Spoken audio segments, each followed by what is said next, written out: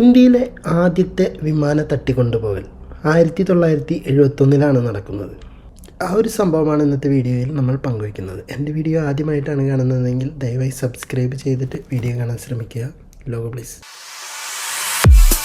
ചരിത്രം പഠിക്കാത്ത ധാരാളം മണ്ടന്മാരുണ്ടല്ലോ നമ്മുടെ നാട്ടിൽ.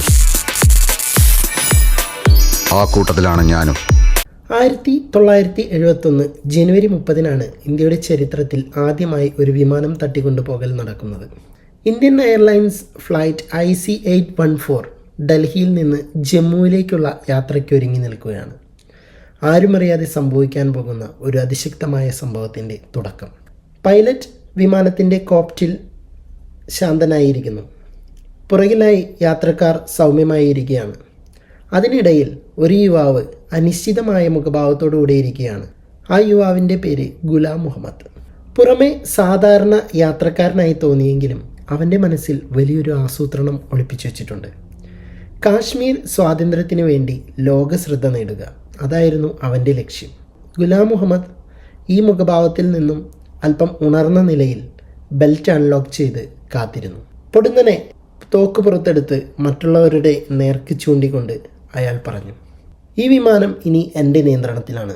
ഡൽഹിയിലേക്കല്ല, ലാഹോറിലേക്കാണ് യാത്ര. യാത്രക്കാർ ഭയന്ന് ഓരോ മൂലകളിലേക്ക് ഒതുങ്ങി. പൈലറ്റ് അവനെ അകത്തേക്ക് വിളിച്ചു. ഭീതിപരമായി പൈലറ്റ് പറഞ്ഞു, ദയവായി ശാന്തനാകൂ, നമ്മൾ ലാഹോറിലേക്ക് തന്നെ പോകുന്നു, ആരെയും ഒന്നും ചെയ്യരുതേ. തികച്ചും അപ്രതീക്ഷിതമായിരുന്നു ഈ സംഭവ വികാസം. ഇന്ത്യയിലെ ആദ്യ വിമാന തട്ടിക്കൊണ്ടുപോകൽ, അതും ഇന്ത്യൻ എയർലൈൻസിൻ്റെ പ്രഭാവമുള്ള വിമാനത്തിൽ. വിമാനം ലാഹോറിലേക്ക് തെന്നിപ്പോകുന്നു. യാത്രക്കാർ തമ്മിൽ ഭയന്നുകൊണ്ടിരിക്കുകയാണ്.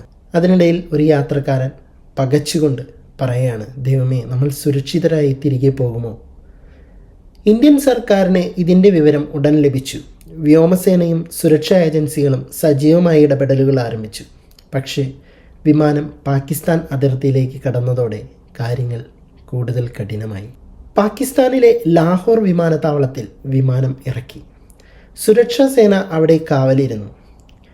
വിജയഭാവത്തിൽ വിജയപേരി മുഴക്കിക്കൊണ്ട് ഗുലാം പറഞ്ഞു, കാശ്മീർ സ്വാതന്ത്ര്യത്തിനു വേണ്ടി ലോകം കേൾക്കണം.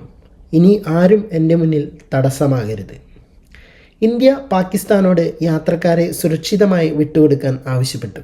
എന്നാൽ 1971 ഇന്ത്യ പാകിസ്ഥാൻ സംഘർഷം നടന്നുകൊണ്ടിരിക്കുന്നതുകൊണ്ട് കാര്യങ്ങൾ കൂടുതൽ സങ്കീർണമാക്കി. ഇരു രാജ്യങ്ങളും തമ്മിൽ ചർച്ചകൾ നടക്കുന്നു. യാത്രക്കാരുടെ ഭീഷണിയും അവിശ്വാസവും കൂട്ടിയിടിക്കുന്നു. യാത്രക്കാർ ഒന്നടങ്കം വിളിച്ചു പറഞ്ഞുകൊണ്ടിരുന്നു, ഞങ്ങളുടെ ജീവൻ രക്ഷിക്കണേ, ഞങ്ങൾക്ക് വീട്ടിലേക്ക് തിരിച്ചു പോകണം. അങ്ങനെ നാടകീയമായ നിരവധി ദിവസങ്ങൾക്കൊടുവിൽ യാത്രക്കാരെ മോചിപ്പിച്ചു. ഗുലാം മുഹമ്മദ് പിടിയിലാവുകയും ചെയ്തു. വിമാനം തട്ടിക്കൊണ്ടുപോകൽ അവസാനിപ്പിക്കുകയും ചെയ്യുന്നു. അന്നു മുതലാണ് ഇന്ത്യയിലെ വ്യോമസുരക്ഷയിൽ വലിയ മാറ്റങ്ങൾ വന്നു കഴിഞ്ഞത്. ഇത്തരം സംഭവങ്ങൾ ആവർത്തിക്കാതിരിക്കാൻ കൂടുതൽ കർശനമായ പരിശോധനകളും സുരക്ഷാ പ്രോട്ടോക്കോളുകളും നടപ്പിലാക്കിയതും ഈ സംഭവത്തിന് ശേഷമാണ്. വിമാനത്താവളത്തിലെ തിരക്കിനിടയിൽ യാത്രക്കാർ സുരക്ഷിതമായി മടങ്ങി. ഇതൊരു സംഭവമല്ല, ഒരു പഠനമാണ്, ചരിത്രമാണ്. സുരക്ഷാ ജാഗ്രതയും മാനവികതയും എത്രത്തോളം പ്രാധാന്യമുള്ളതാണെന്ന് ഓർമ്മപ്പെടുത്തുന്ന അത്യന്തം ശക്തമായ ചരിത്രം.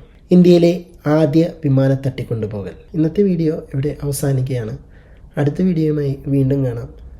എൻ്റെ വീഡിയോ ഇഷ്ടമായെങ്കിൽ ലൈക്ക് ചെയ്യുക, ഷെയർ ചെയ്യുക, സബ്സ്ക്രൈബ് ചെയ്യുക. പുതിയൊരു വീഡിയോയുമായി വീണ്ടും കാണാം. നന്ദി, നമസ്കാരം.